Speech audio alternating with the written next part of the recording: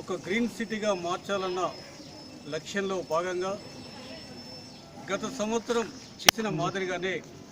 భారతీయ నాగరిక విద్యా సమితి, శ్రీవాణి జూనియర్ కళాశాల, శ్రీ సరస్వతి శిశు మందిర్ మరియు రోటరీ క్లబ్ ఆధ్వర్యంలో ఈరోజు ఈ హరితహారం 3వ దశ కార్యక్రమాన్ని ఈరోజు పూల మొక్కలు, ఇతర పండ్ల మొక్కలు మరియు విద్యార్థులకు నీడనిచ్చే మొక్కలు నాటి ఈ కార్యక్రమాన్ని ఈరోజు ప్రారంభించడం జరిగింది. ఈ కార్యక్రమంలో ప్రతి సంవత్సరం అంటే ఇప్పటి వరకు 3 దశల్లో చేపట్టేటువంటి హరితహార కార్యక్రమానికి జగిత్యాల మున్సిపల్ చైర్పర్సన్ శ్రీమతి విజయలక్ష్మి గారి సహకారంతో ఈ కార్యక్రమం మేము అంటే భారత నాగరిక విద్యా సమితి, రోటరీ క్లబ్, ఇతర సంస్థలన్నీ కలిసి ఒక మంచి కార్యక్రమంగా ఇది రూపొందించుకుంటూ వస్తుంది.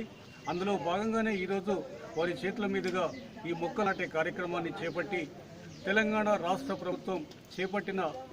హరితహారం కార్యక్రమాన్ని విజయవంతం చేసి అటు విద్యార్థులకు కానీ ఇటు ప్రజల్లో కానీ ఒక మంచి అవగాహన కల్పించాలన్న లక్ష్యంతో ఈ